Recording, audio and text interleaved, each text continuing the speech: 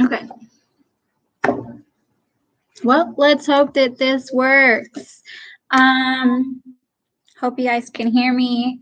Back to start back up reading New Testament literacy, page 54. We ended on the bottom of page 53 last time, and hopefully you guys can hear me. So the last portion I read last time, page 53 at the bottom, was that the siege of the city was horrible, almost beyond description, and the slaughter of the people when it fell was excruciatingly brutal. Thousands were tortured, crucified, or sold into slavery, and the city was left in absolute ruin. Now, anybody just joining me that's my new friend, has no idea what I'm doing, I read through a New Testament literacy book just to get the story straight on what the New Testament is about, what it actually teaches, so that we have more than just a superficial understanding, but we have more of a college level freshman college level history textbook understanding. So here we go, bottom of 53 and into page 54. To complete the story, more ruin was to follow. Masada fell in AD 73, thus ending the first Jewish revolt. And a second revolt occurred in AD 132 to 135, led by a messianic pretender named Bar Kokhba, who promised a divine intervention that never came. The devastation of the city at that time was total, and a law was passed that forbade any Jew from ever setting foot in it again. Jesus' dreadful prophecy, for reference Luke 21, had come to pass. The Jews did not know the time of their visitation. Most of them had rejected God's offer of salvation because of the hardness of their hearts. Only a frightful judgment remains, and they were forced to drink the cup to the bitter dregs. The significance of the fall of Jerusalem and for the Christians and the Jews at that time can hardly be overestimated. From the Jewish point of view, the break with the Christians was complete. Many of the Jewish Christians had fled Jerusalem because of Jesus' prophecy. Other Jews considered them traitors, with later rabbis even blaming the fall of the city on them. As for the Christians, they realized that they must now move out from Jerusalem. The center of Christianity would have to be elsewhere. In fact, everywhere, just as Jesus had said to the woman in Samaria when he told her that God must be worshipped neither in Jerusalem nor in Samaria, but in spirit and in truth. Reference John 4, chapter 4. Paul also emphasized this in Athens when he pointed out that God does not dwell in temples made with human hands, but is everywhere. References Acts chapter 17. So the fall of Jerusalem also contributed to the Christians developing a new theological vocabulary and worship styles designed to reach the Gentiles. Remember, Christians were Jewish at that time. So now they are developing vocabulary and worship styles, designed to reach Gentiles, okay, who now became their primary mission. Out of this arose the New Testament canon that took its place alongside of the Old Testament, thus creating the Bible we use today. It is tragic that it had to end this way, but the Apostle Paul surveys the situation with a note of hope. The rejection of the Jews was the reconciliation of the world. God had something yet in mind for Israel. Look at Romans 11. Jewish religion in Jesus's day. The brief look we have just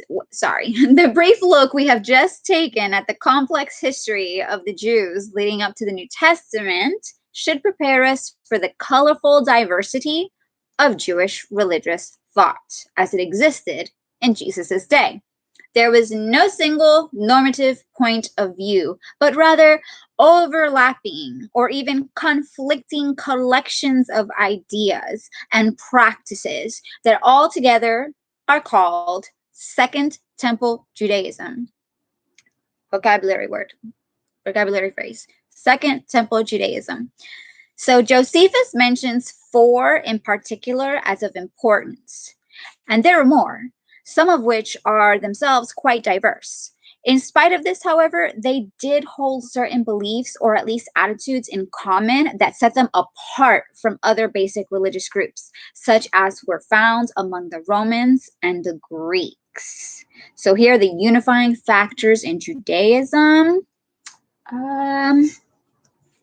What must be emphasized at the outset is that Judaism was primarily a way of life rather than an accepted set of doctrines. It is not that theological ideas weren't important. It is just that no single interpretation was demanded with regard to them. There were frequently a number of ideas held within a group on a given point, but that did not force anyone outside the group. Deviation on a matter of life or lifestyle, however, such as eating, washing, or ritual purity, would bring about instant ostracism. A certain amount of doctrinal diversity could be accommodated, but not variation in style of life. This was one reason Jesus was seen as a threat by religious leaders. He took what they regarded as liberties in such matters. So according to the Jewish religious leaders, Jesus took liberties, not in the things that he was allowed to take liberties in the debate of ideas that they had, but he took liberties, according to these leaders, in the important stuff that was set in stone, things like eating, ritual purity, and washing. So, moving on.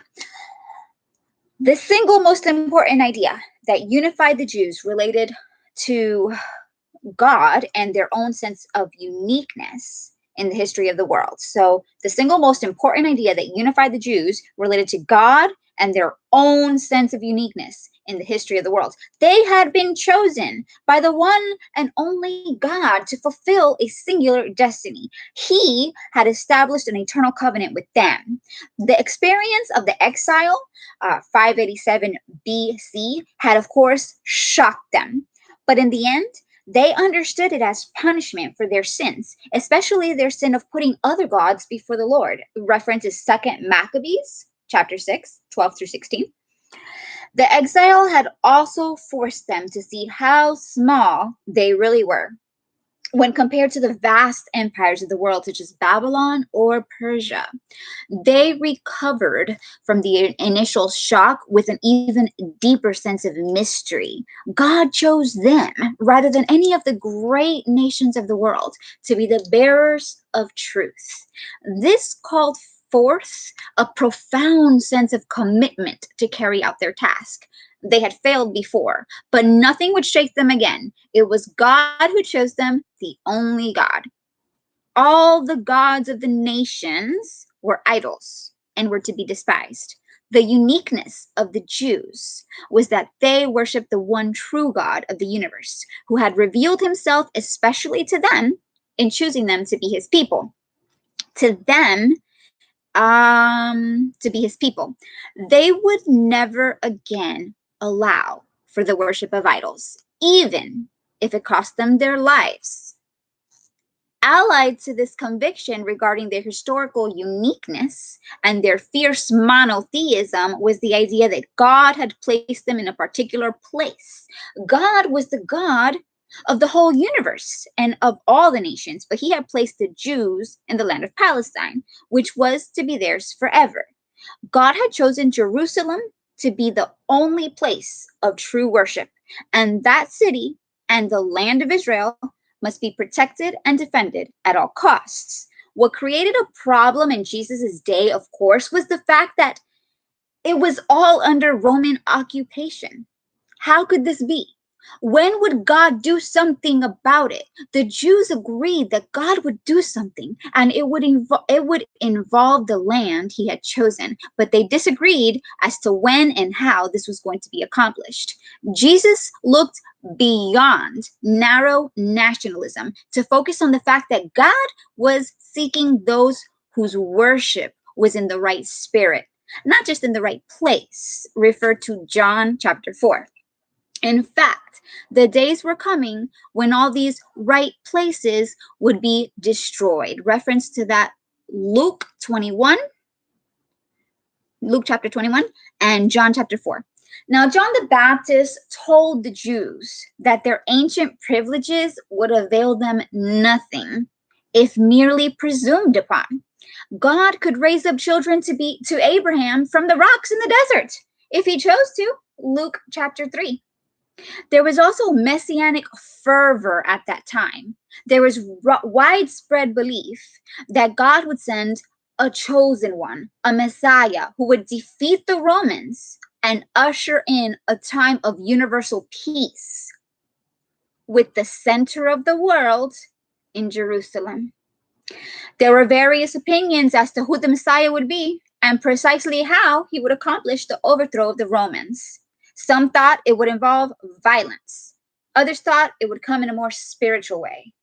False messiahs appeared in the midst of the confusion, and that is the bottom of page 55. Actually, there's a photograph at the bottom of page 55, and I will put the photograph in the caption in the comments. And that is all. Y'all have a wonderful day. Peace out. Hope you liked it. And we'll be back maybe tomorrow. I don't know. For page 56 and 57. See you guys later. Bye.